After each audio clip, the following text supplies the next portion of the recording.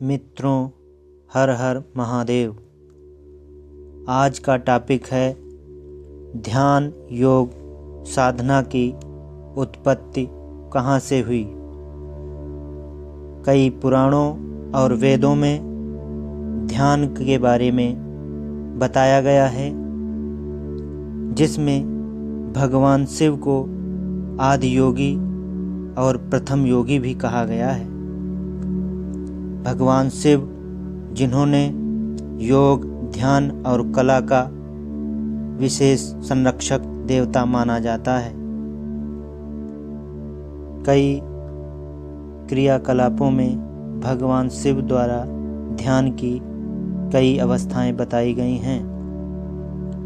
भगवान शिव कहते हैं, मनुष्य ध्यान करते समय इस भाव में बैठकर चारों ओर की हवाओं में परमात्मा की दिव्य उपस्थिति को महसूस करता है। धीमी गहरी सांस लेता रहे, श्वास लेते हुए कोहनी को ऊपर उठाए, 3 सेकंड श्वास को भीतर रोके, फिर आहिस्ता आहिस्ता श्वास छोड़ते हुए कोहनियों को नीचे जाने दे।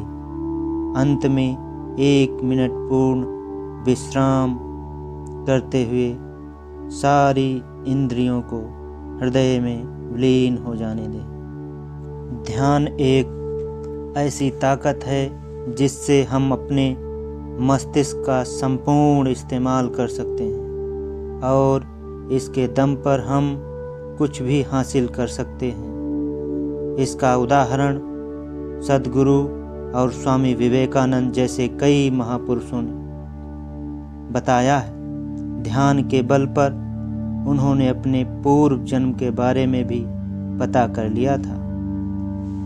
ध्यान से मनुष्य के हृदय में स्मृति, आत्मा में जागरूकता के लिए कई क्षेत्रों में मजबूती प्रदान करने का महत्वपूर्ण साधन है। आपके सहानुभूति तंत्र को शांत करने में भी ध्यान की महत्वपूर्ण भूमिका है। कई महापुरुषों ने ध्यान की प्रक्रिया को बड़े ही सरलतम तरीके से बताया है। जैसे किसी भी सुखासन में बैठकर प्रतिदिन सुबह, शाम और रात सोते वक्त 15 मिनट का ध्यान करें। इसकी शुरुआत में मध्यम स्वर में 3 बार ओम का उच्चारण करते हुए आंखें बंद कर लें।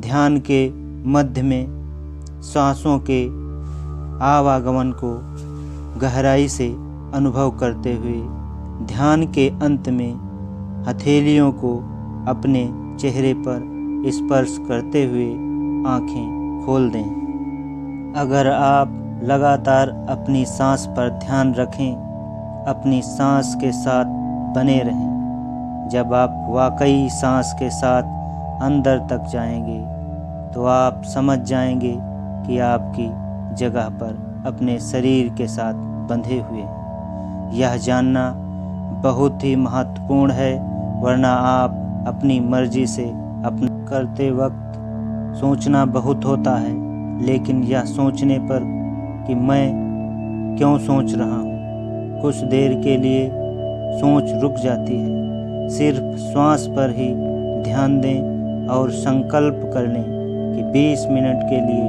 मैं अपने दिमाग को शून्य कर देना चाहता हूँ। अंततः ध्यान का अर्थ ध्यान देना हर उस बात पर जो हमारे जीवन से जुड़ी हुई है। जो साधक नियमित रूप से मेडिटेशन, ध्यान करते हैं, उनका मन शांत और विचारों में सकारात्मकता बढ़ती है।